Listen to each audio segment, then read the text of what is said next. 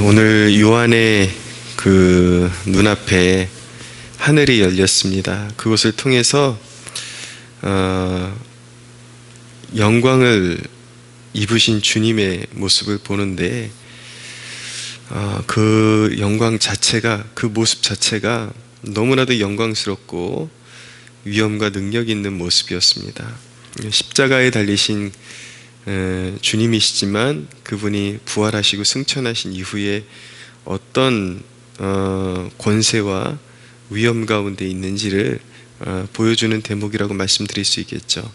오늘 말씀 대목을 보면 주님의 또 다른 이름은 바로 충신과 진실이다 라고 그렇게 말씀합니다. 그분에게는 거짓된 것이 없고 언제나 하나님 아버지 앞에 충성스러운 완전한 사명을 이루시는 그런 충성스러운 친히 하나님 아버지의 일꾼이요 진실하신 분이다라는 것을 보여주고 있고, 공의롭게 심판하신 눈을 가지셨습니다. 그 눈은 불꽃 같고 그 머리에는 많은 관들이 있다라고 하는데, 영원한 그 승리자의 관을 쓰고 계십니다. 13절에 보니까 또 그가 피 뿌린 옷을 입었는데 그 이름은 하나님의 말씀이라 칭하더라 라고 말씀합니다. 예수 그리스도는 성도들의 영원한 의가 되시고, 그분이 하나님의 말씀이라는 것은 우리의 영원한 인도자가 되시고 인생의 가치의 기준이 되시고 그리고 영원한 양식이 되신다라는 것을 보여주고 있습니다. 그분의 위엄은 대단합니다. 하늘에 있는 군대들이 희고 깨끗한 세마포 옷을 입고 백마를 타고 그를 따르더라. 그의 입에서 예리한 검이 나오니 그것으로 만국을 치겠고 친히 그들을 철장으로 다스리며 또 친히 하나님 곧 전능하신 이의 맹렬한 진노의 포도주틀을 밟겠고 그 옷과 그 다리에 이름을 쓴 것이 있으니 만왕의 왕이요 만주의 주라 하더라. 그분은 악의 권세를 무너뜨리시고 다스리시는 권세를 가지셨습니다. 가히 그분은 만왕의 왕이시요 만주의 주라고 불리시는 분이십니다. 가장 자비하시고 인자하신 모습으로 주의 백성들과 함께 하시는 분이시지만 인생의 회개의 기회가 있을 때 회개하지 않는 자들에게 반드시 공의로운 심판을 베푸시는, 알곡은 모아서 곳간에 들이시고 쭉정이는 모아서 꺼지지 않는 불에 던지시는 분이 바로 우리 주님이십니다. 이후의 대목을 보면은 이런 만왕의 왕, 만주의 주를 대항하는 자들이 그 심한 저주를 받을 것을 말씀하고 있습니다. 17절에 보니까 또 내가 보니 한 천사가 태양 안에 서서 공중에 나는 모든 새를 향하여 큰 음성으로 외쳐 이르되 와서 하나님의 큰 잔치에 모여 왕들의 살과 장군들의 살과 장사들의 살과 말들과 그것을 탄 자들의 살과 자유인들이나 종들이나 작은 자나 큰 자나 모든 자의 살을 먹으라 라고 그렇게 선언합니다. 성경에 보면은 하나님을 사랑하지 않는 자들, 그리고 우상 숭배하는 자들, 그리고 영적 음란을 끌어들인 자들의 말로가 짐승의 밥이 되는 것이었습니다. 구약 성경에 이런 모습이 그대로 나타나는데 요한계시록에 이르러서 그것이 더 분명하게 이제 세상의 모든 우상 숭배자들, 권세자들, 하나님을 대항하는 자들이 모두 한날에 망하게 되고 이렇게 짐승의 밥이 될 것을 보여주고 있습니다. 완전한 저주, 단순히 짐승의 밥이 된다라는 것은 그냥 이렇게 가시적으로 물어뜯기고 이런 것을 얘기하는 것이 아니라 영원히 저주거리가 되고 영원한 형벌을 받는다라는 것을 이렇게 보여주고 있는 것입니다. 그래서 신약 성경에도 분명한 것은 우리 주님을 사랑하되 적당하게 그렇게 하고 넘어가려고 하는 것을 허용하지를 않습니다. 사도 바울도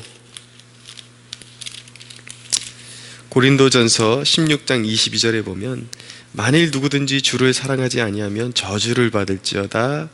우리 주여 오시옵소서. 고린도 전서에 보면은 주님의 그 파루시아, 다시 재림하시고 강림하시는 것에 대한 고대하는 사상이 그대로 녹아져 있는데, 다시 오실 주님 앞에서 뜨겁게 주님을 사랑하지 아니하는 자들 모두가 저주를 받을 것이라는 그런 선언이 되고 있는 것입니다. 그다음에 시편 2장 2편 12절에 보면 그의 아들에게 입맞추라. 그렇지 아니하면 진노하심으로 너희가 칼에서 망하리니 그의 진노가 급하심이라. 여호와께 피하는 모든 사람은 다 복이 있도다 라고 말씀하고 있습니다. 마지막 때를 살아가는 성도에게 하나님이 두 가지를 요구하시는데, 그 한 가지는 무엇이냐면 뜨겁게 주님을 사랑하는 것입니다. 뜨겁게 주님을 사랑하는 모습은 어디에 나타납니까? 다윗이 그 하나님을 사랑하는 그 인물의 전형이라고 말씀드릴 수가 있겠습니다. 다윗을 보면 때를 가리지 않고 주님을 사랑합니다. 그가 형통할 때이든지 심지어는 심한 질책을 받고 징계를 받을 때에도 주님을 따라가죠. 인생의 성공의 날뿐만 아니라 인생의 내 어떤 인간됨의 밑바닥이 드러나는 그런 때에도 주님만을 사랑하고 주님만이 내 허물을 가리시는 유일한 의로움이 되시고, 또 내가 주님을 떠나선 살 수 없고 또 주님께서 나를 책망하실 때는 그만한 이유가 있다라는 그 완전한 굴복, 복종, 순종, 신뢰, 사랑, 이런 마음을 가지고 전적으로 주님을 따르고, 주님을 떠나서는 주님과 끈이 끊어지는 것은 곧 나의 영의 사망 선고라는 것을 기억하면서 주님을 끝까지 사랑하고 따라가는 그 모습을 소유하기를 성경이 요구하고 계십니다. 두 번째로 세상보다 하나님을 크게 볼 것을 요구하고 계십니다.